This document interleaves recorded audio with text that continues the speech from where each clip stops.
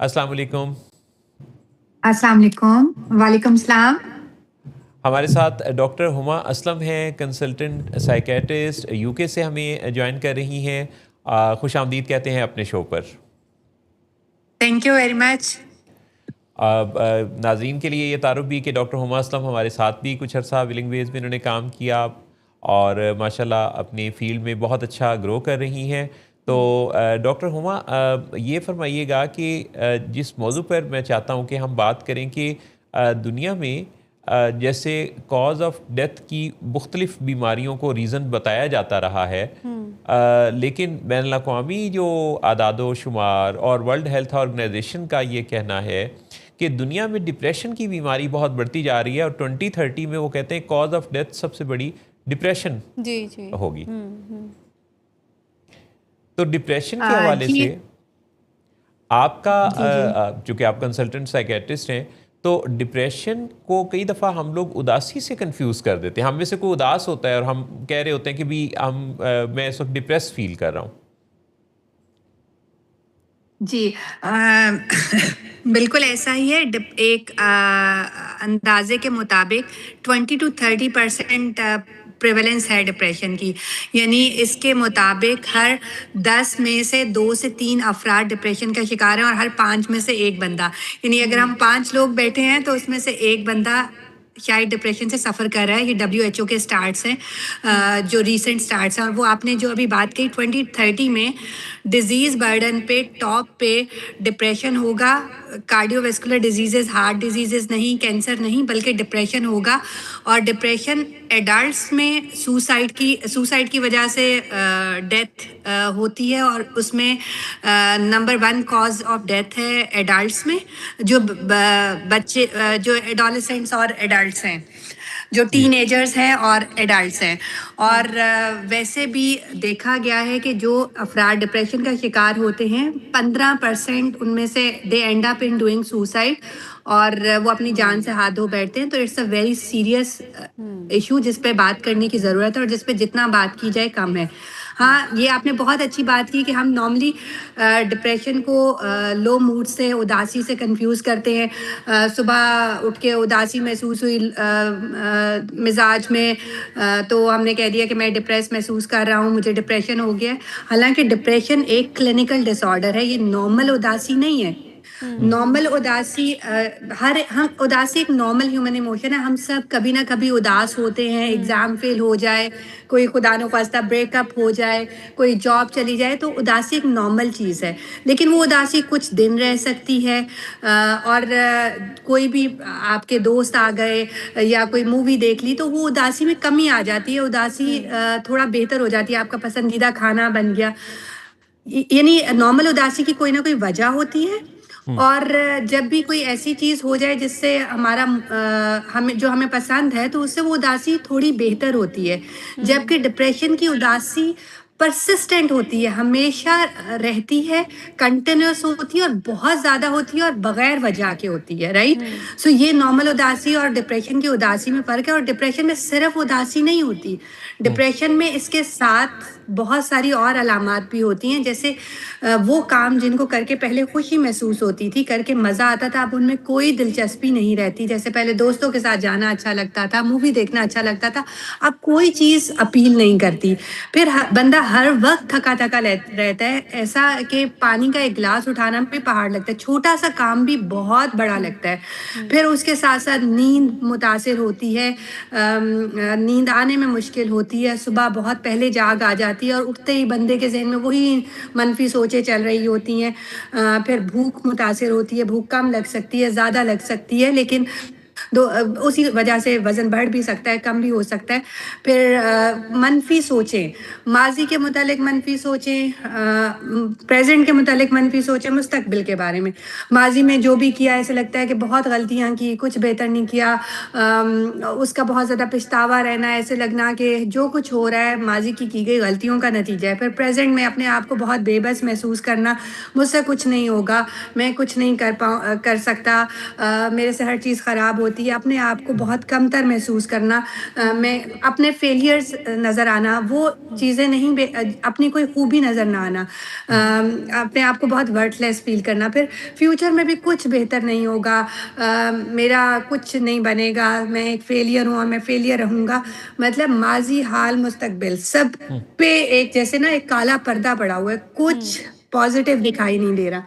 پھر اتنا منفی خیالات آتے ہیں کہ ایسے لگتا ہے کہ زندگی رہنے کے قابل ہی نہیں, زندگی نہ میرا ماضی اچھا گزرا, نہ میرا حال اچھا ہے, نہ مجھے مستقبل میں کوئی امید ہے, تو ایسی زندگی کا کیا فائدہ, اس زندگی کو ختم ہو جانا چاہیے.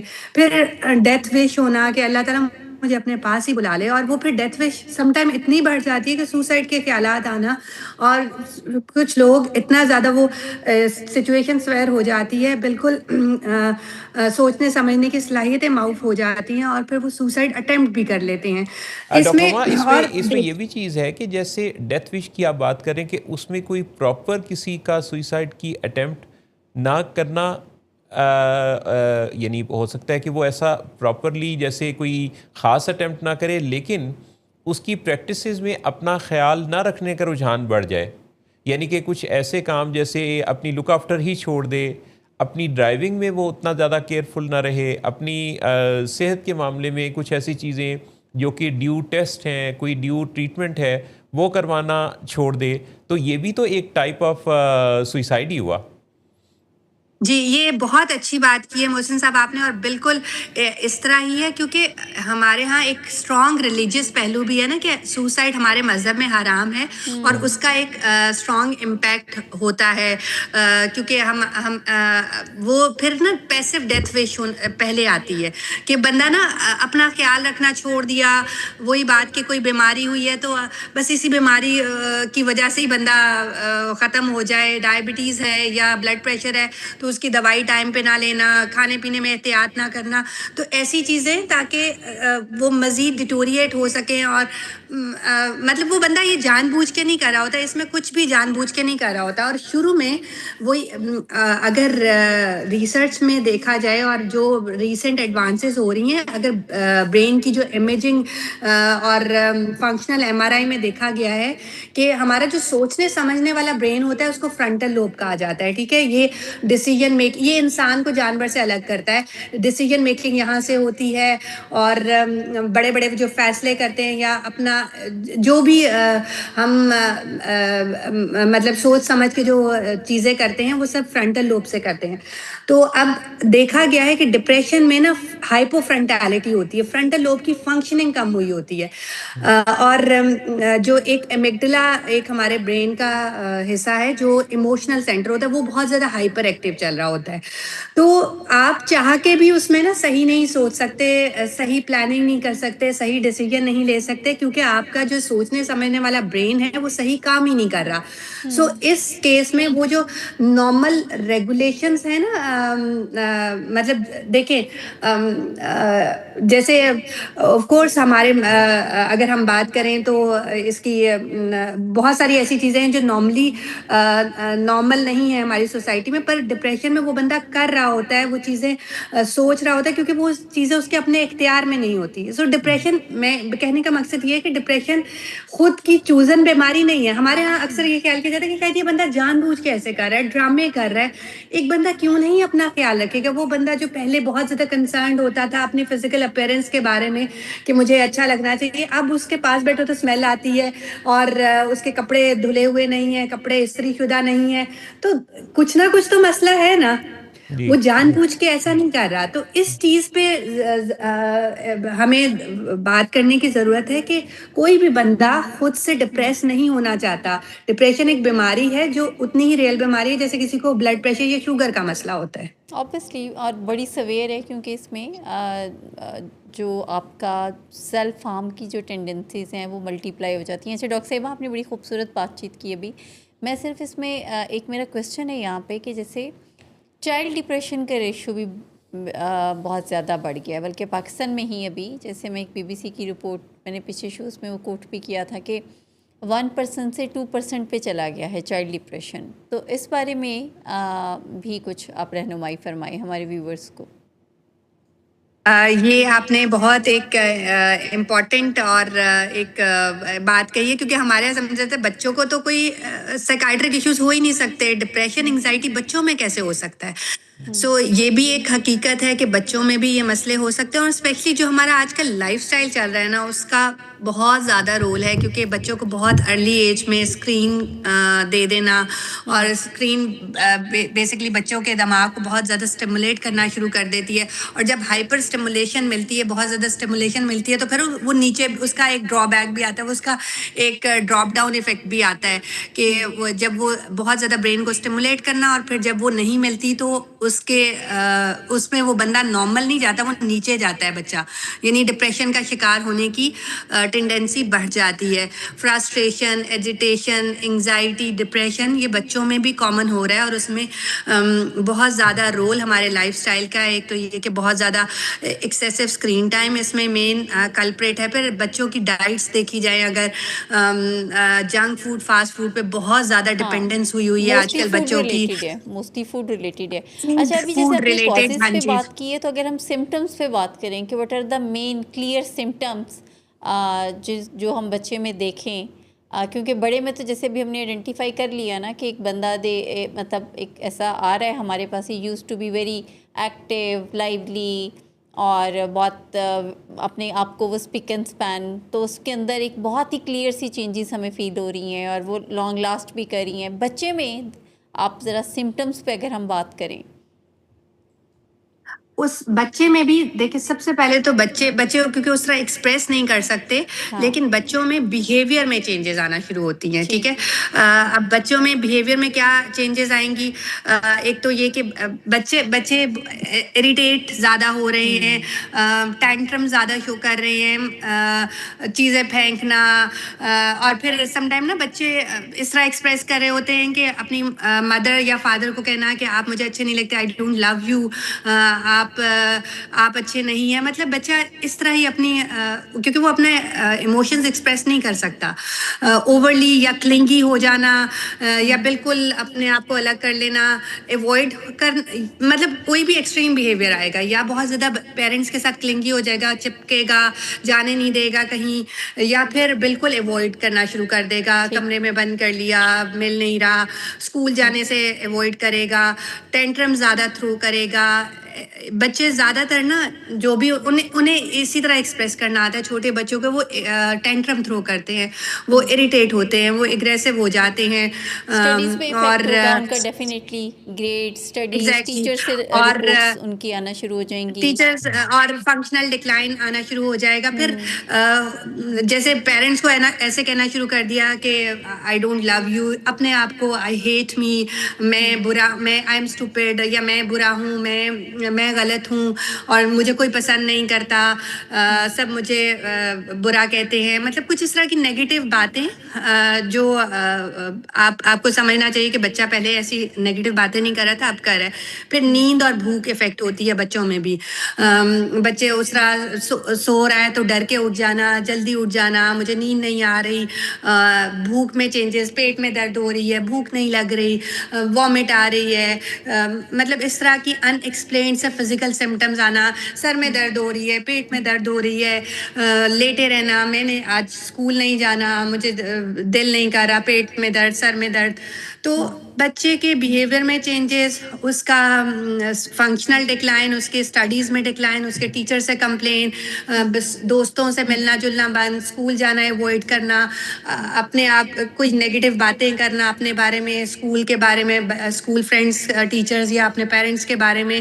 تو یہ کچھ چیزیں ہیں جو آپ ریڈ فلیگس ہیں جو آپ کے بچے میں آئیں، تو آپ کو تھوڑا الرٹ ہو جانا چاہیے کہ کچھ صحیح نہیں ہے، کچھ مسائل چل رہے ہیں، اس کے ساتھ بیٹھیں، اس کے ساتھ بات کریں، تھوڑا سا آپ مطلب بچوں کو کیونکہ ایکسپریس کرنا نہیں آ رہا ہوتا نا، تو بچوں کو سم ٹائم آپ ان سے بات کرنے کے لیے آپ شروع میں you can start with telling a story, ایک چھوٹی سی اسٹوری، یا اپنے بارے میں کہ میں جب آپ جتنا تھا، میرے ساتھ بھی ایسے ہوا، میں یہ کر رہا تھا، میں نے یہ فیل کیا، مطلب اس سے تھوڑا سا ریلیٹ کرے اور بچہ اوپن اپ ہوا آپ کے ساتھ۔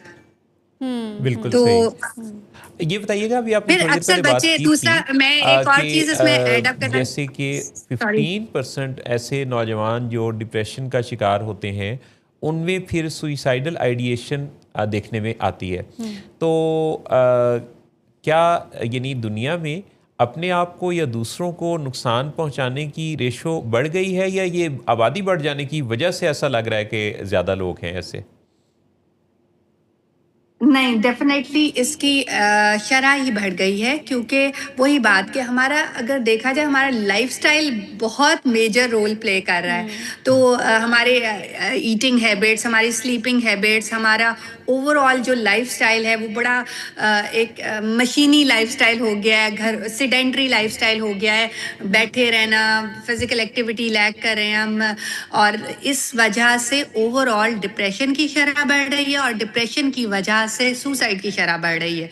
क्योंकि डिप्रेशन में देखा गया कि वही बात के 15% लोग एंड अप करते हैं सुसाइड पे।